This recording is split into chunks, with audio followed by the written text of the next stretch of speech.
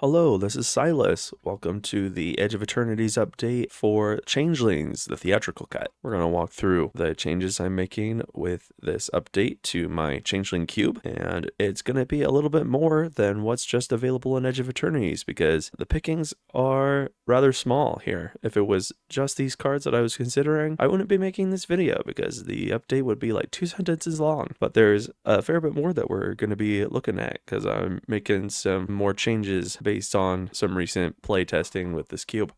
Let's get started. So we have 2 cards that interact with the Changeling rule from Edge of Eternities. As a refresher, the rule is that all creatures have all types in all zones. Anything that is a creature has all creature types. So we have 2 cards from Edge of Eternities. The first one is Possibility Technician. This card is really good. It says whenever this creature or another Kavu you control enters, exile the top card of your library. For as long as that card remains exiled, you may play it if you control a Kavu. And it has Warp for 1 and a red. I love getting set mechanics on these cards. One of the things that pops up a lot in Changeling Cube is that tribal cards don't tend to get set mechanics. It doesn't happen all that often. So getting a card with a set mechanic on a tribal payoff is really awesome. This card is going to be, I think, really strong in this environment. It takes all of your creature fall triggers that you are already trying to optimize for and turns them into just raw card advantage. As I've discussed in the past, the condition of control a creature is just the thing that you kind of already want to be doing. This asks very little of you in terms of being able to use it, and it has a way of making itself cheaper. You may not get to, attack with it that turn, but that 1 mana difference could swing the game a lot in your favor. Mana wide margins can really matter in this environment because games could be really fast and efficiency really matters. Plus, the warp means that this card is going to get you 2 procs by itself. So it effectively self-flickers. Really cool. The other card from Edge of Eternities is Thrumming Hive Pool. This card is so cool. I love that it's the only sliver card in this set. It makes slivers feel like they're just kind of hovering around the fringes, trying to get in and failing. It's a cool vibe to me. It gives slivers this sort of encroaching sort of vibe that, like, if they get out, everything goes to pieces, which is great. Thrumming Hive Pool, 6 mana, affinity for slivers. Slivers you control have double strike and haste, and at the beginning of your upkeep, you get to 1/1 slivers. Awesome. This card is great. Double strike and haste just turns everything into just a ridiculous immediate threat. Double strike is one of the sleeper best keywords in the cube because so much is on the board and so much is about combat damage mattering. Double strike letting you double up on all of the power you've put on the board goes a long way. Love getting cool colorless payoffs. Just being able to upgrade some of the weaker colorless slots is really good. So even though the pickings were slim in terms of actual card count, both of these are real bangers, and I'm really excited to include them. So what else are we doing in this update, if not just Edge of Eternities cards? Well, I've got a couple of different additional categories to tap into. The first one being, because this is a proxy cube or a digital cube that runs on cockatrice for the most part, that means that we can incorporate new spoilers ahead of time. We have Spider-Man cards that can make it into the cube, and there's a few that are going to. Let's go over them. So we've got 9 tribal cards that were revealed at Comic-Con from the upcoming Spider-Man set, and there's some good ones and there's some not so good ones. So we'll just start from the top. Aunt May is great. This card is awesome. Aunt May says whenever another creature you control enters, you gain 1 life. If it's a spider, put a +1/+1 counter on it. So it's effectively a metallic mimic that gains you life for 1 mana in white, which is awesome. I've been wanting, I think a Soul Warden type effect in this cube goes a long way, especially when you have cards like, the main payoff really is Crested Sunmare. If you've gained life at the end of your turn, you get a 5/5, plus it gives all of your stuff indestructible except itself. So these two go hand in hand, though Aunt May really is, I think, the better card, because it's going to just really start laying on the pressure. It's effectively a Lord, which I've been kind of wanting to trim down on in white, but this is just one of the better ones. And I think it's going to make those white aggressive curves even better. Just imagine curving this into Valiant Changeling. That's gross. That is a gross curve. Next is Thwip. Target creature gets +2/+2 and gains flying until end of turn. If it's a spider, you gain 2 life. This card is interesting. I don't know, I feel like it does tend to get better every time I read it. Is it possible it'll make it in the future? Yeah. Is that right now? No. But this is what I'm going to have kind of on my radar. That flying honestly parsed itself out of my brain basically every time I've read it up until like right now. Some incidental life gain, a decent keyword, just average stat boost for a combat trick. Combat tricks just kind of suffer in general, and I am cutting one of the better payoffs for combat tricks in this update, so we'll see what becomes of this card in the future, but it's one that it is on my radar, but may not have a place. Flying Octobot. Whenever another villain you control enters, put a +1/+1 counter on this creature, and then the killer line of text, this ability triggers only once each turn. We have a number of these types of cards that get +1/+1 counters when creatures enter. Some of them even trigger off themselves, which is awesome. And evasion on that kind of ability is really good, but the only triggers once each turn is kind of a rough spot. Again, another card that's going to be on my radar, but not going to be something I'm considering highly, and it's not making it in this update.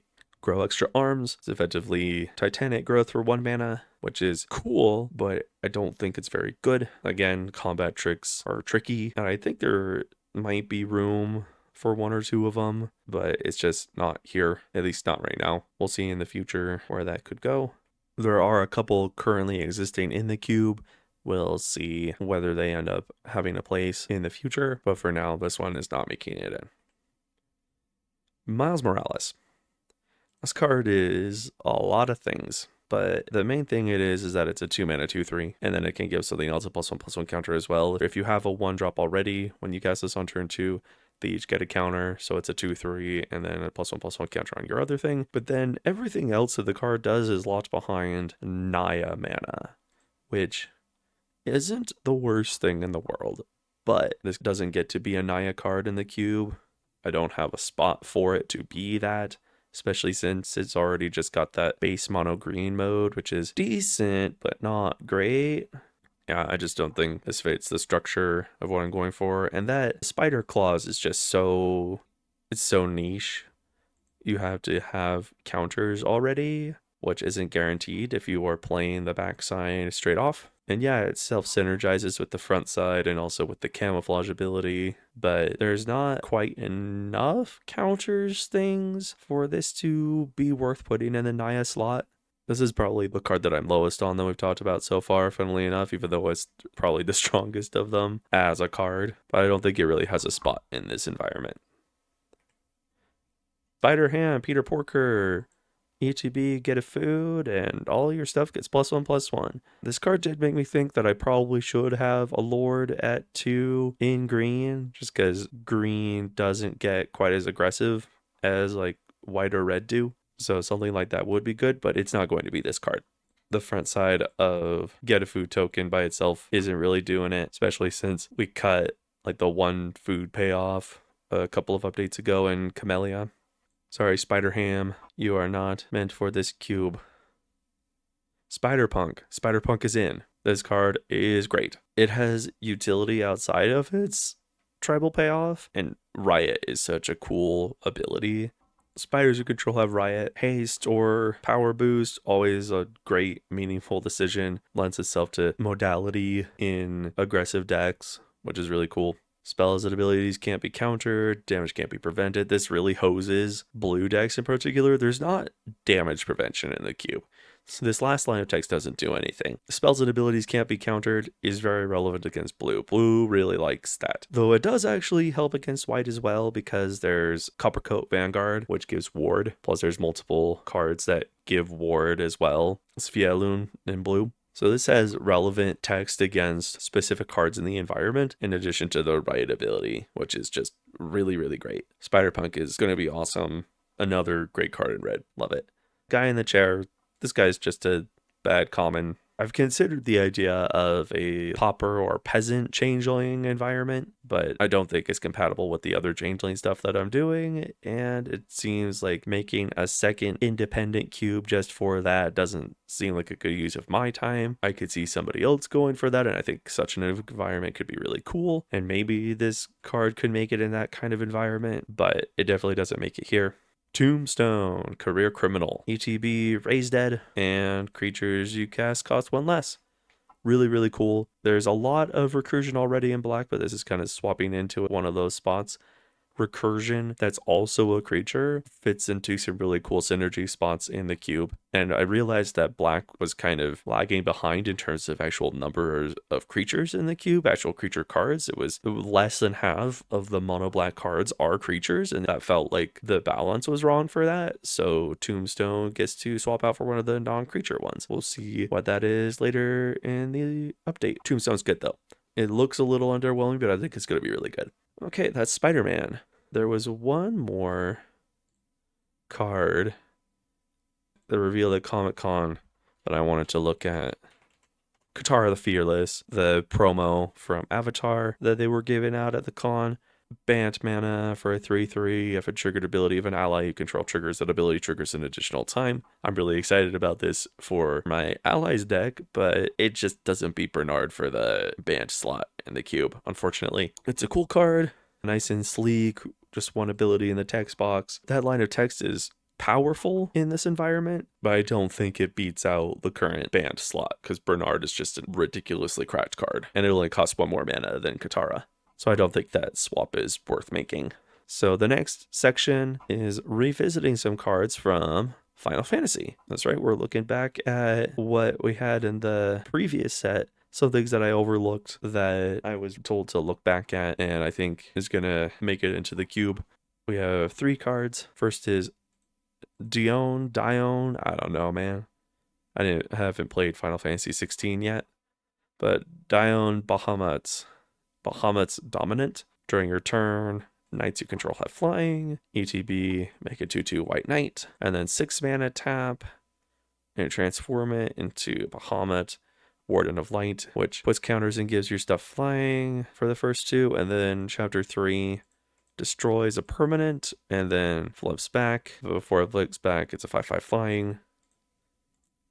I don't even know how often you would really use the flip side, because this front side does a lot by itself in this environment. Just on your turn, flying is really good.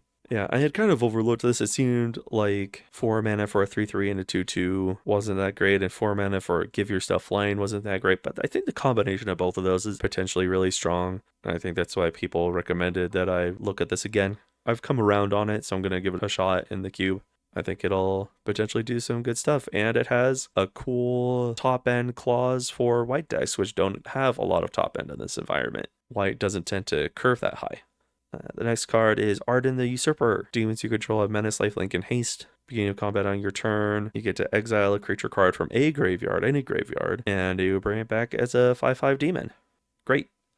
Arden affecting itself with the Menace, Lifelink, Haste in this environment is really cool. I thought it was just too expensive for what it did.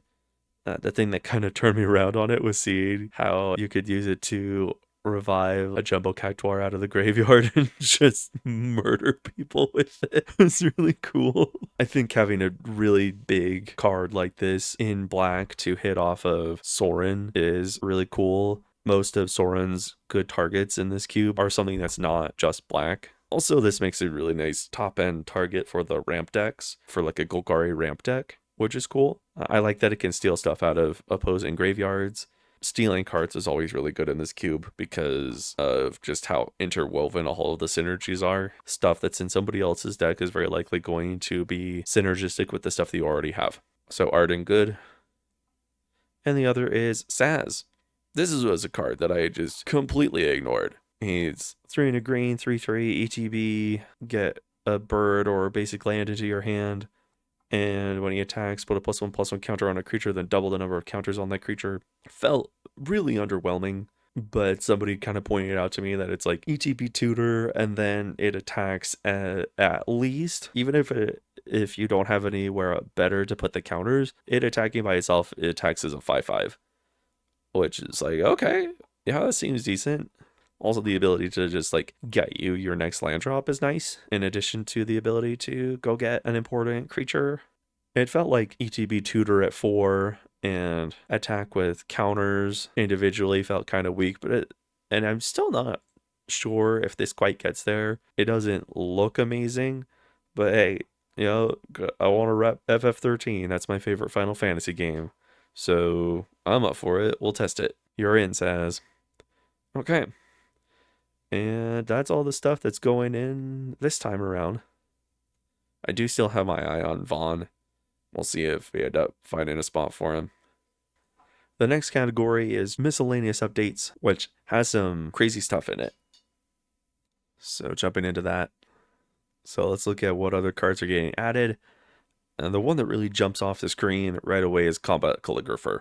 Inklings can't attack you or planeswalkers you control.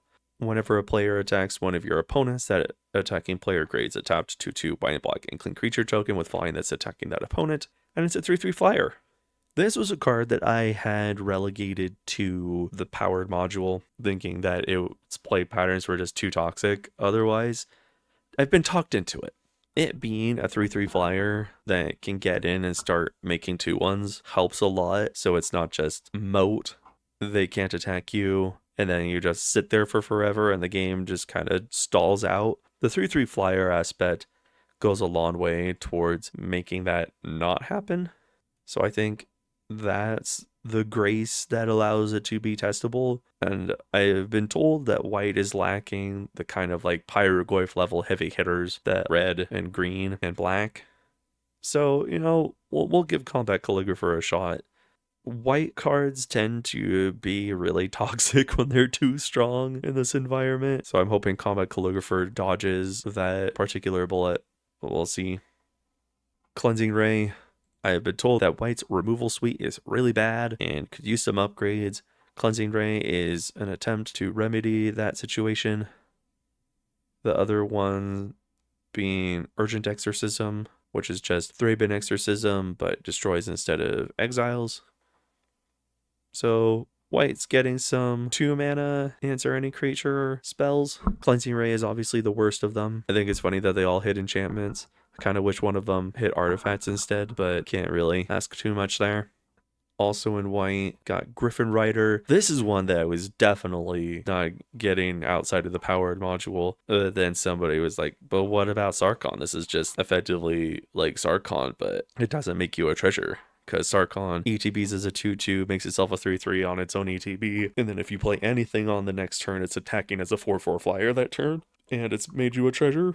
And you know what? Valid. So we're giving Griffin Rider a chance as just a 4/4 flyer for 2, which feels stupid. But if Sarkhan can make it in, I guess we'll give Griffin Rider a shot. This may end up condemning both of them, but maybe it's just what white needs, I guess. Then there's Catilda, Dawnheart Martyr, flying, lifelink, protection from vampires, aka protection from creatures. Its power and toughness are each equals the number of permanents you control that are spirits and or enchantments. And then the backside is do the same thing as an aura, which is cool. Like that sort of repeated value kind of deal. I'm interested to see how good this is. I expect it to be very good. I just hope it's not too good, just like all of these cards. I guess we're just really trying to push white. That's what happens when one of your most talkative players drafts basically mono white in our roto draft that we just did. Blue gets 1 card in Staunch Crewmate. This one looked a little underpowered, but it digs kind of deep in a neat way, and it's a nice little flicker target. It seems like it would be better than what we're cutting for it. So that seems fine. Also, there's like really powerful artifacts in the cube, so being able to hit those is really cool too. Black doesn't have anything in this section. Fire Giant's Fury for red. Target giant you control gets +2/+2 and gains trample until end of turn. When deals combat damage to a player this turn, exile that many cards from the top of your library until the end of your next turn. You may play those cards. It's cool. I don't know if it's good. We'll see. Red cards tend to just be removal in non-creature. Like the non-creature stuff tends to just be removal, so doing something that's more value-oriented is nice. Gives some variety to the non-creature suite in red. We'll see how it goes. Green. Getting a couple of mono green cards. Like I said, it felt like we needed a Lord at 2. I went with Leaf Crown Visionary because it can also offer some nice card advantage. Should be interesting. I was a little low to include it because I just get so sick of anthems. We'll see if this is good. It's probably going to be good. It's just whether it's going to be fun or not. It seems like it probably will. Love drawing cards. Earthshaker Dreadmaw, also drawing cards. Finally had to include a Dreadmaw somewhere. It's a cool card. It definitely feels like it's gonna do some good things as like a top end. For green, this feels like a real thing to ramp into compared to some of the other stuff at the top end in green. We're reworking some Orzhov slots. So we're getting Aura Skyclave Hierophant, which lets you do some shenanigans. I have been informed that there is a combo with this and the ally clone for 2 mana in blue. This lets you loop the clone over and over again, which is cool. Finally seems like something worth doing in Esper, because Esper tends to not get a ton of attention in this environment, but having a combo fit into that is interesting. So we'll see if Aura does anything other than that, but that's definitely an interesting line with it. Rampage of the Valkyries is interesting. I was choosing between this and the 4 mana rare Saga that's an angel payoff in Orzhov from Kaldheim, and I was told that this seemed like the better card because that card has triple couplered pips, which can be rough on non-creatures. The removal payoff on that card required you to like tap down your stuff to make it happen. This not requiring that was interesting. We'll see if it's good. We're definitely moving into a more mid-rangey controlling mode for our Orzhov cards. We'll see how well that goes. On to cuts.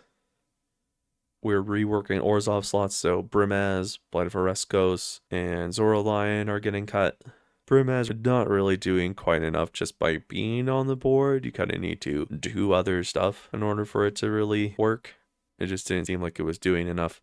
Case of the Pilfered Proof, funnily enough, is another like Lord sort of effect. Nobody was doing anything with this card. This card was just languishing. I do think it's like decent, but it wasn't really fitting what people were wanting to do with it. Fel Flagship has been a flex card that's been in and out a couple of times, so I'm glad to find a more definitive thing to do with this slot. So that's out. We're cutting the 2 artifact build around things in red with Krenko Baron of Tin Street and Gemcutter Buccaneer, which I'm a little sad about. I wanted the artifact thing to have more of a presence. I wanted the artifact deck to kind of do more, but it just kind of hasn't. So we'll see if these make it into like the director's cut or something.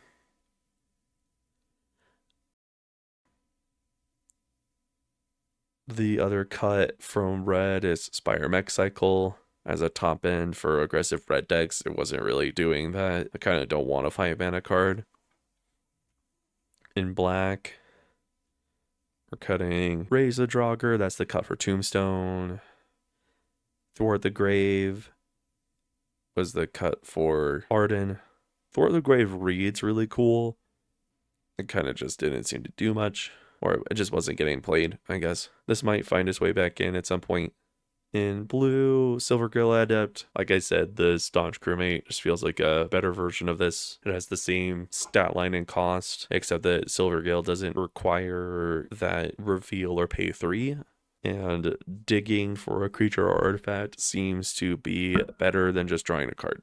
So they feel very much the same niche, but Staunch Crewmate just seems to be better for that. In white, Flowerfoot Swordmaster, the self-targeting deck wasn't really coming together. Invasion of Theros was just a clunky tutor with a backside that sort of signaled an Enchantress deck that wasn't really there. Layla Hassan felt like a trap for being a artifact recursive type thing that wasn't really a thing, especially not in white. Renewed Solidarity is probably the most reluctant of these cuts.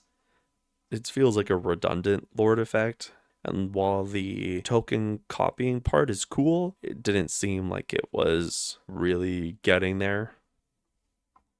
Sonar Strike, again with the, getting rid of bad white removal. I like this card, but everybody's like, Xylas, this card is bad. It's like, okay.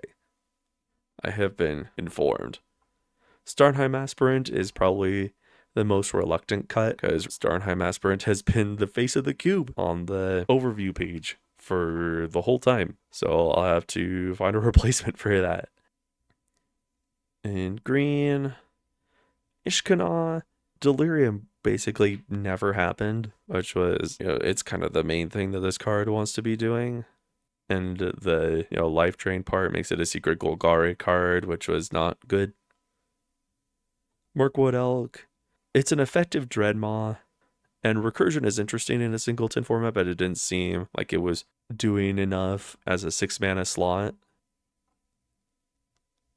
Silverfur Partisan, again, the self-target sort of deck really wasn't coming together at all. Perhaps in the director's cut. I believe that covers everything. Yeah. Okay. That's the Edge of Eternities update for Changelings Theatrical Cut. Thank you so much for hanging out and listening to me ramble. And I hope you have an excellent day. Bye-bye.